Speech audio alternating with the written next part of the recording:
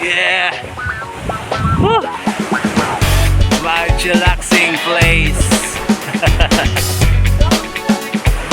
Bago ka makaabot na rin, grabing sakripisyo. Pero tanawa.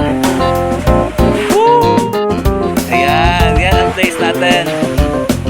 Super ganda. Ayan. Woo. Ayan, meron sila mga cottages, mga rooms. Ayan, mga bahay kubo. Ito pa, doon pa. Di ba?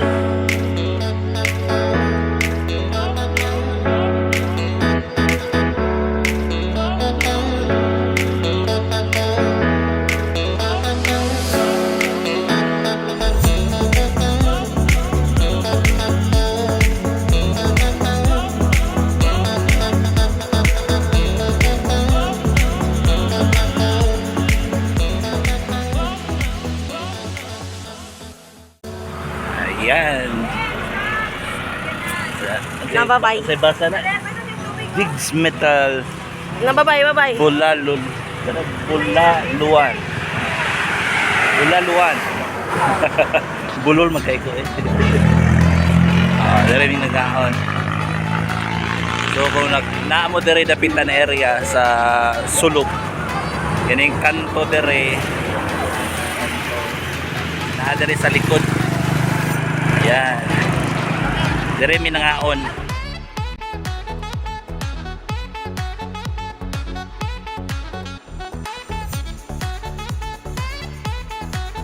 Hey, what's up mga bay? Atian sa bago nato na edition sa ato ang laag-laag edition.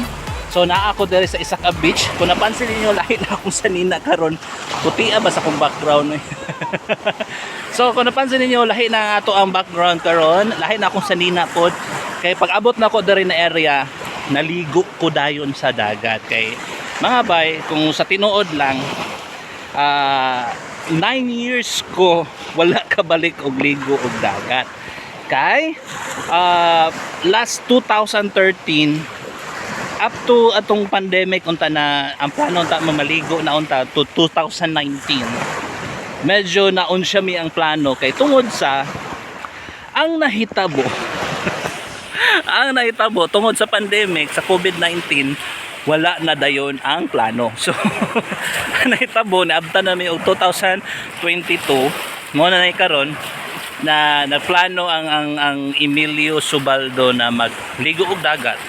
So gitake na naman ako ang chance na mukuyog na lang para at least makaligo na pod ko for almost 9 years. Yes, 9 years. 2013. So imo na kwentahan to 2022 karon. So 9 years ko wala ako kaligo og dagat. So karon gitake yun ako advantage na maligo og dagat. So karon ako ipakita sa inyo ha kung unsa ang naa diri sa beach na dere sa akong kaliguan. Actually kini siya na beach bag ulang ni siya. Di pa lang kini siya dugay na gi-develop pero wala pa jud siya ingon na fully developed jud na anay kuan, anay mga gwapo na dalan, limpyo na kayo ang beach. So kini siya murag ma-considered pa siya na sa tawagan raw ba or saban Virgin Island. So inaani ni siya mga bay. Ako ipakita sa imo ha kung kining karon ako ipakita sa inyo ha dere na lugar. Dere lang ni sa beach. So karon di na ako dugayon, pakitaon ta mo sa mga ginagmay lang na beach sa video kung unsa inyo makita dere sa my chillaxing place.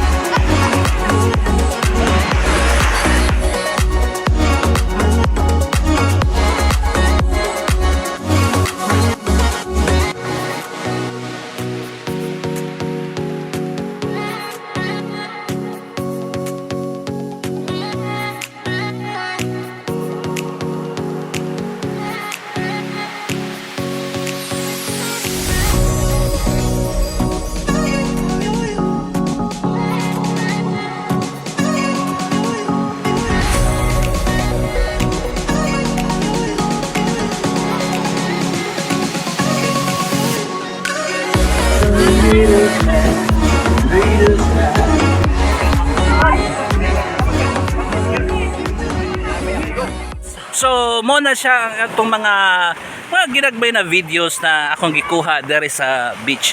So bago ta mo proceed sa ako ang final verdict aning ato ang beach dire sa kining My Chillaxing place. Tanawas ani kining atong short na video na nilaag ta sa Kabakan. Niadto ko sa Kabakan last week na ako giadto ngadto na eat all you can. Oh. So tanawa ni and relax na mo diha kay akong ihatag sa inyo ang akong final verdict dire sa akong gikaliguan. Kung unsa pa akong ikasulti sa akong gikaliguan dire. So that's it. Watch this laag sa Kabakan food trip.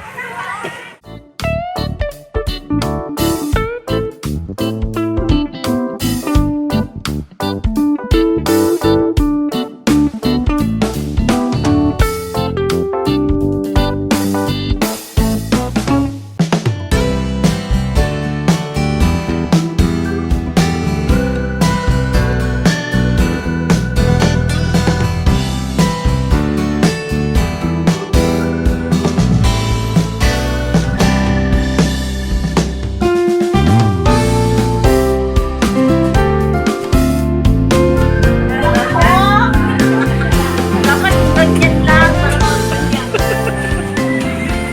Unsa man ang malaki? Single? Yan siya, si Monique. Mumbai? India. Wag mo lagi daw sila tawagin. May asawa. Kasi ayaw nila tawagin. Binata. Busa tayo mamaya. Iwan mo lang dalawa na. Nailam, murag nailam team mabuuan ni ba? Ay, mag-barbecue ka? Sige, barbecue. Oh, lutuan mo ng barbecue. Oh, para na, meron mamumuo na love team na 'yon.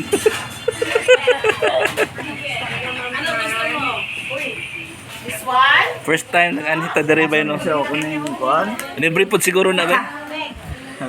Oh, namin nakabutang eat all you can. Oh. Eat all you can. Sabot pa sabot. Kining kindi dere, apil po ni siya.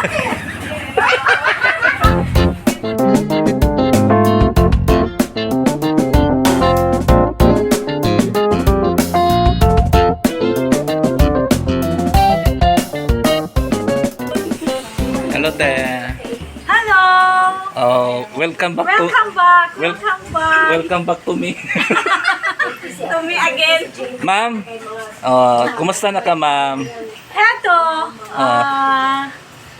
Feeling pretty Feeling pretty or lang. pretty na pretty talaga. Actually, nag-record na ko din eh. Ang problema, ang akong gi-record dere sa cellphone, nagpurap, so dili na ko ma-open na sa SD. So, ma'am, paki-invite na lang po ulit para sa inyong mga customer. Asal siya si Jenny B. Okay. Jenny B is located at Quirino Street, Kabakan, Cotabato. Mga Sokilabs, every Friday and Saturday po ang ating Eat All You Can. Oy, Soki Labs ha. Anhin na mo dere tabay nga unta. Bye-bye. Thank you. Balik-balik, sir. Alam ko. Balik-balik. Si Pogi, oh. Parang sa igwapo ng background. Ay, Pogi. Si Hi. Si Hi. Hi. Doon na siya sa kuano. Di pa niya, pero doon na siya. Oh, di ba? Tarungan ng barbecue mo. Thank you so much, madam, sir, sa iyong pagpunta. Oh, napo ni sa barbecue dere all you can. So pwede mo bisita dere sa kay Jenny B's. So I hope karon nakita na ninyo kung unsay naa dere. Pwede niyo suruyon dere. Mga unta dere ba?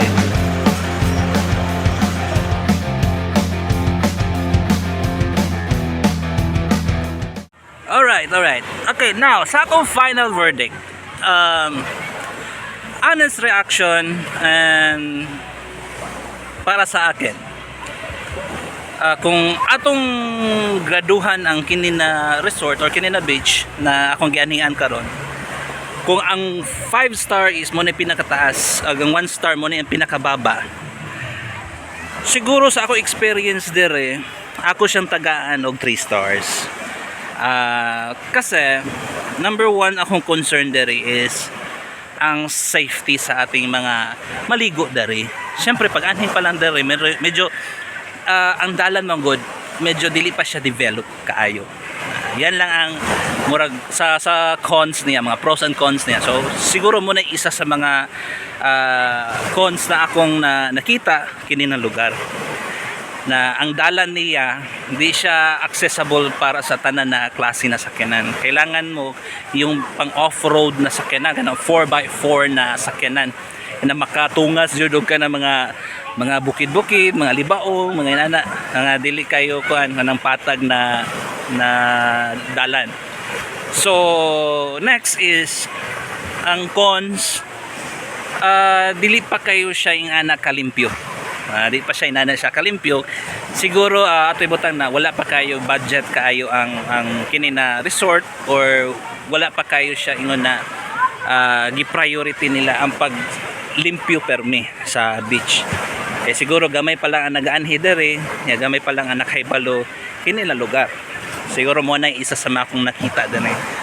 Well, sa akong experience sa akong pagkaligo, okay naman ang dagat, limpyo naman siya. Pero mas gindot unta kung gilimpyuhan pa nila.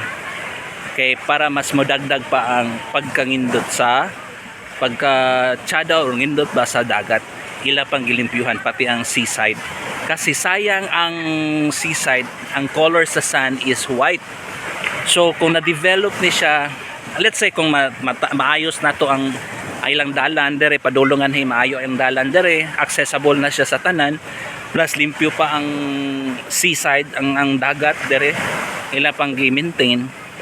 Siguro ako masulti na kuan siya,